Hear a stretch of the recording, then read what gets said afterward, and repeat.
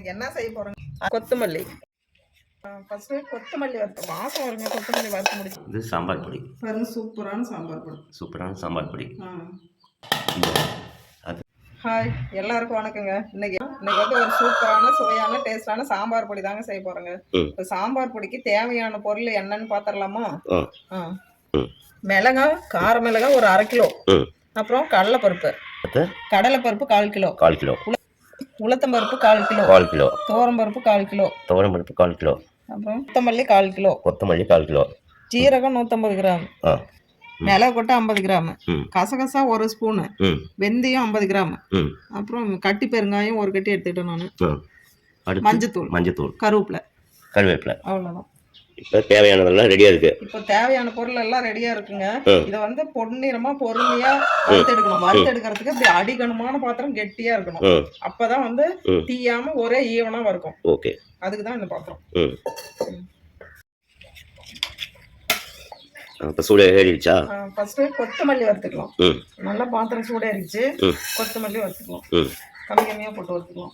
இது தேவைன்னா நம்ம சுத்தமான எண்ணெய் சும்மா ஒரு 1/2 ஸ்பூன் விட்டு வறுத்துக்கலாம். அது ஈவனா வறுக்கும்.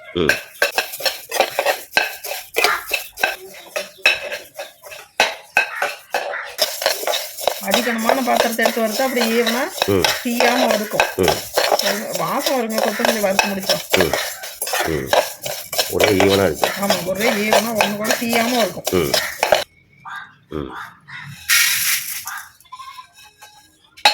கொத்தமல்லி சூப்பரா வறுத்து கொட்டியாச்சு.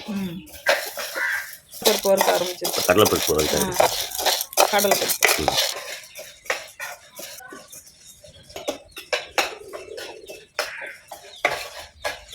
கொஞ்சமா எண்ணெய் விட்டு இப்படி வறுக்கணும். கொஞ்சமா நல்லெண்ணெய் பாருங்க.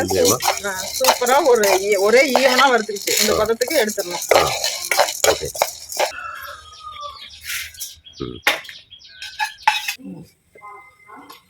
இப்போ உளுத்தம்பருப்பு இதுக்கு எண்ணெய் போடணுமா? லைட்டா எண்ணெய் ஊற்றி வறுக்கணும். வறுத்தா நல்லா ஈவனா இருக்கும், நல்லா இருக்கும்.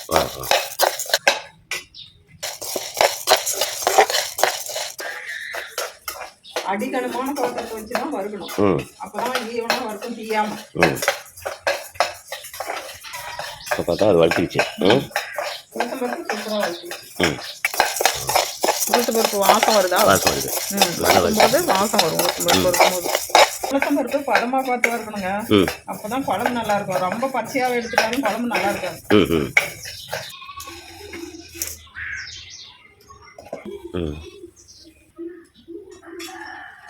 அடுத்து துவரம்பருப்பு. துவரம்பருப்பு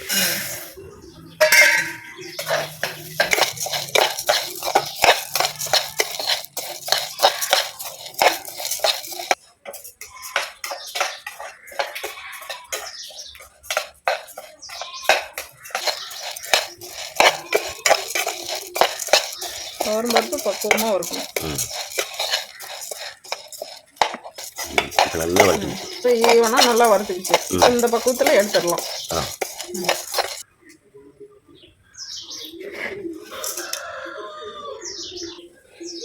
இங்க காட்டுங்க. சீரகம் வறுத்துக்கலாம். சீரகத்துக்கு எண்ணெய் ஊற்றக்கூடாது. சீரகத்துக்கு எண்ணெய் ஊற்றக்கூடாது.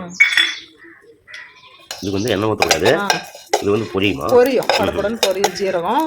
இது பருப்பு சாம்பாருக்கு ஜீரகம் கொஞ்சம் சேர்த்தே போடலாம். சூப்பரா இருக்கும். ஜீரகம் சேர்த்தே போடலாங்க. சூப்பரா இருக்கும். பாருங்க, பொரிய ஆரம்பிச்சிருச்சு.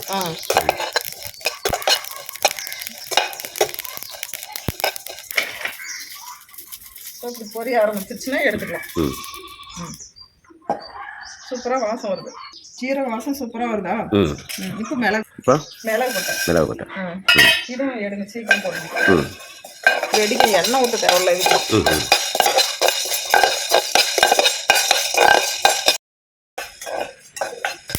பாருங்க, இந்த மாதிரி பொரியும் போது மிளகு கொட்டை பொரியும். அப்படி வெடிக்கும் போது இப்போ எடுத்துடணும். இப்போ வெந்தயம்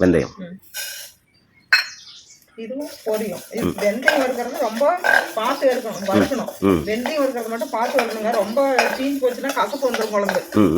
அதனால பொரிஞ்ச உடனே ஒரு வாசம் வரும் வெந்தயம். அந்த பக்குவத்துல எடுத்தே ஆகணும், இல்லைன்னா கசக்கும்.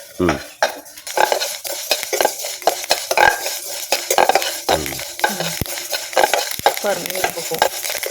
புரியுது.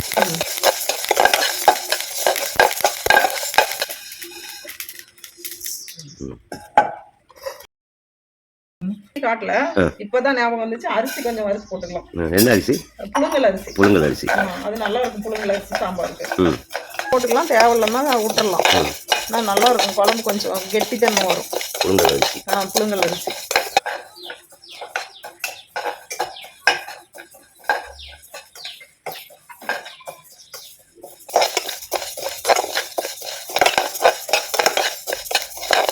பாருங்க சூப்பரா வறுத்துக்கிச்சு. ஒரே மாதிரி ஈவனா. இப்போ எடுத்துடணும். கசகசா இது சும்மா போட்ட உடனே எடுத்துக்கணுங்க. போட்ட உடனே எடுத்துக்கணும். ஆமா பாருங்க அவ்வளோதான்.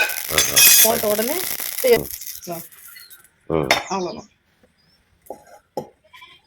இப்போ கருவேப்பிலை. இது வந்து ஏற்கனவே கொஞ்சம் ஒரு நாள் ஆயிடுச்சு பொரிச்சு இது பண்ணிட்டேன். உப்புகள் போடணும். கருவேப்பிலையில கல் உப்பு போட்டா ஈரத்தன்மை இழுத்துக்கும். அதனால கல் உப்பு போடணும்.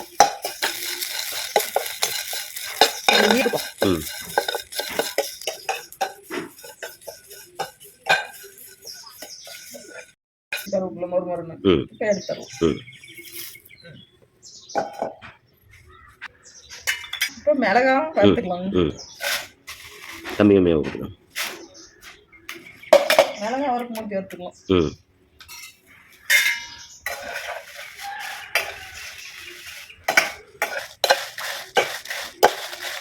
மிளகாயை லைட்டாக வறுத்து போட்டால் அது டேஸ்ட்டாக இருக்கும். அதனால தான் மிளகாய் வறுத்து போடுறது. இப்போ வறுத்துக்குச்சு. இதுலேயே கொட்டு.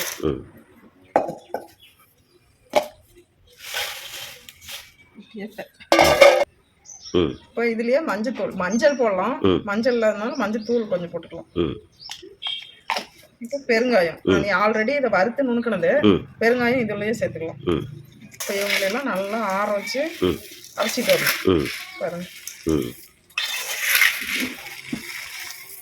இவங்களெல்லாம் நல்லா ஆற வச்சு மில்லில் கொடுத்து தான் அரைக்க முடியும். இப்போ இவங்கெல்லாம் ஆறட்டும்.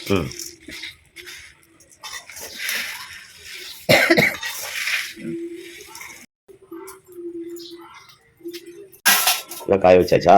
செலவு வறுத்து பாருங்க சூப்பரா காய வச்சாச்சு. இது என்னன்னா கருவேப்பிலை செலவோட சேர்த்து காய வைக்கலாம். ஆனா காத்துக்கெல்லாம் அடிச்சிட்டு போயிடும்னு சொல்லி தனியா காய வச்சேன். பாருங்க எதோட இருக்கணும். கருவேப்பிலை. இது கருவேப்பிலை. இது வந்து சாம்பார் பொடி கரைச்சி காய வச்சாச்சு. மிளகா வந்து இப்படி படக்குன்னு உடையணும். இப்படி மிளகா உடையணும். அப்பதான் இந்த சலசலம் சவுண்ட் வரணும். இது சாம்பார் பொடிக்கு. இப்போ செலவு தூள் அரைக்கிறதுக்கு கிளம்பியாச்சு. பை போய் அரைச்சிட்டு வரலாம். ஓகே.